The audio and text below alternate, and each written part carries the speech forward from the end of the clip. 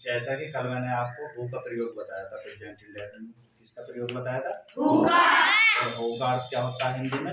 कौन। ठीक है, तो हु के साथ मेन वर्ब की फर्स्ट फॉर्म में क्या लगा था? एस या एस। ठीक है, अगर वो अकेला था, ज्यादातर अकेला ही होता है, तो उसके साथ क्या लगा था? मेन वर्ब की फर्स्ट फॉर्म में एस या एस। ठीक है, और हमने बना दिया था।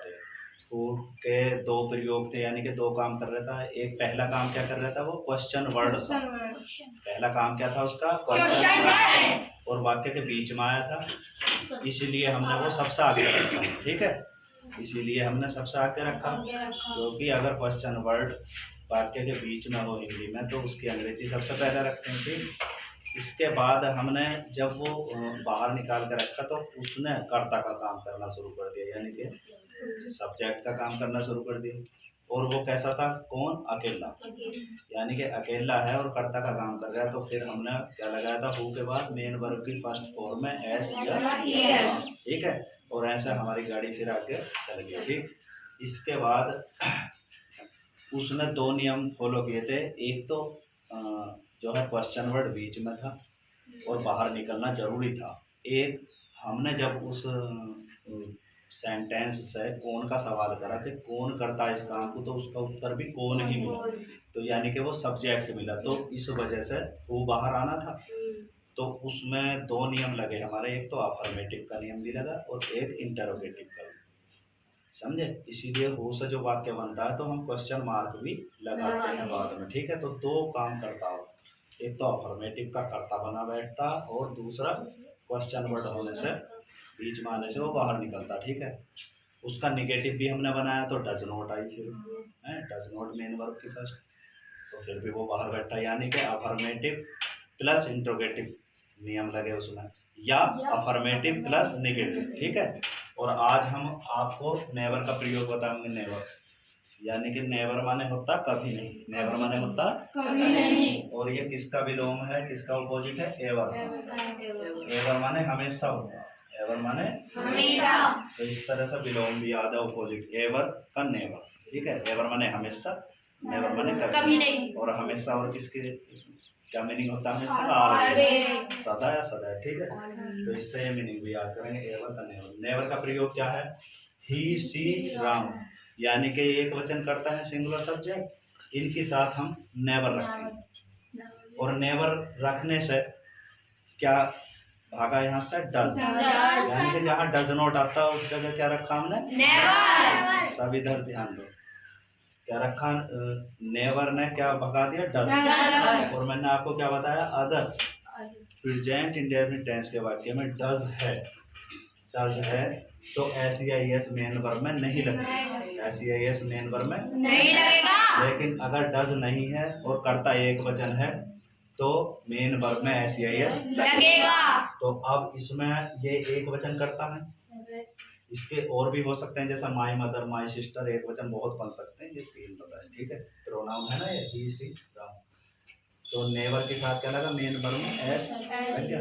इसका मतलब आप समझ चुके हो कि अगर नेवर है तो वो डज को जो है निकल जाएगा और डज का जो एस या एस है वो मेन वर्ब में आके चिपक जाएगा। ठीक है, फिर हमने ये ऑब्जेक्ट रख दिए। ठीक, यू, यानी कि इसका क्या है? वह तुम्हें कभी नहीं पीटता है। बोलो, वह तुम्हें कभी नहीं पीटता है। He never beats you. वह उन्हें कभी नहीं पीटता है। वह उन्हें कभी नहीं पीटता है। He never beats them. वह मुझे कभी नहीं पीटता है। वह मुझे कभी नहीं पीटता है। ही नेवर बीट्स मी। वह उसे कभी नहीं पीटता है। वह उसे कभी नहीं पीटता है। He never beats him. Him means उसे होता है। ठीक है, ये सब ऑब्जेक्ट हैं, यानी कि बाद में आने वाले। ठीक, पहले सब्जेक्ट आएगा, फिर नेवर आएगा, फिर मेन वर्ब में ऐसे है, उसके बाद ऑब्जेक्ट। ठीक है, स्ट्रक्चर सही है, समझ में आ रही? Yes sir. फिर क्या बचा? अस और बचा। वह हमें कभी नहीं पीटता है। वह हमें कभी नहीं पीटता है। ही नेवर बीट्स अस। अब इधर आ जाओ, यानी कि प्लूरल सब्जेक्ट, ये क्या है? बहुवचन। आई बहुवचन माना गया है। ठीक है, और आई यू वी दे, ठीक है। ये फर्स्ट पर्सन के प्रोनाउन है आई वी, ये सेकंड पर्सन का, और ये दे और भी हैं वो बाद में बताएंगे, ठीक है। तो आई के साथ इसमें जो भी प्लूरल सब्जेक्ट होते हैं उनके साथ कभी ऐसे एस मेन वर्ब में नहीं आया, अफर्मेटिव में भी। निगेटिव में डज नहीं आया, यानी कि डू आया, तो एस कहीं देखने को नहीं मिला इसमें, तो इसमें तो कोई टेंशन है ही नहीं, ठीक है।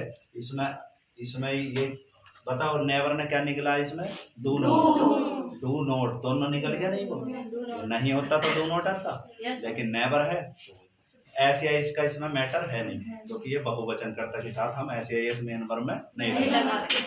चलो तो आज मैं तुम्हें कभी नहीं पीटता हूँ, आई नेवर बीट यू, मैं उन्हें कभी नहीं पीटता हूँ, आई नेवर बीट देम, मैं मुझे सही से तो मैं मुझे नहीं जच रहा है, मैं उसे कभी नहीं पीटता हूँ, आई नेवर बीट हिम, मैं उसे कभी नहीं पीटता हूँ, बन गया। और मैं ये भी हाँ ये जच नहीं रहा ना, एक ही परिवार हो गया ना, तो क्या हो गया, मैं तुम्हें कभी नहीं पीटता हूँ, मैं उन्हें कभी नहीं पीटता हूँ, मैं उसे कभी नहीं पीटता हूँ, या मैं उस लड़के को कभी नहीं डांटता हूँ, मतलब कुछ भी बन जाता है। Yes sir. ठीक है, तो इस तरह से आपके ये मैंने बता दिया था, वह अपना काम करता है, वह अपना काम करता है, ये अफर्मेटिव है ना वाक्य। तो इसमें देखो वह और करने की क्या है डू, और डू में क्या लगा SEIS, तो इसे हेल्पिंग वर्ब ना समझे, इसकी क्या है ये मेन वर्ब, मेन वर्ब में SEIS लगा, तो ही डज वह करता है, हिज वर्क अपना काम। तो ये बताओ हेल्पिंग वर्ब है या मेन वर्ब, बताओ। ये मेन वर्ब है डू और इसमें SEIS लगा, क्योंकि इसमें कंफ्यूजन हो जाता, तुम ये ना सोच बैठो कि डज ये हेल्पिंग वर्ब, क्योंकि अफर्मेटिव में हेल्पिंग वर्ब नहीं आता, उसमें क्या आता मेन वर्ब में SEIS। फिर मैंने निगेटिव बना के दिखाया, वह अपना काम नहीं करता, तो ही डज नॉट डू, इसमें डज जो आया ये हेल्पिंग वर्ब है, इसमें तो हेल्पिंग वर्ब है, और मेन वर्ब क्या हो गई ये तो हेल्पिंग वर्ब हो गई, और ये हो गई मेन वर्ब की फर्स्ट हो गई। बस इस तरह से ये तो नेवर का प्रयोग, are you satisfied? Yes sir. Never का प्रयोग समझ में आया? Yes sir. अगर नेवर है एक वचन करता है तो मेन वर्ब में SEIS लगेगा, क्योंकि डज आपको कहीं दिखाई नहीं देगा। ठीक, बस इसी बात का ध्यान रखें, बाकी सब सही चलेगा।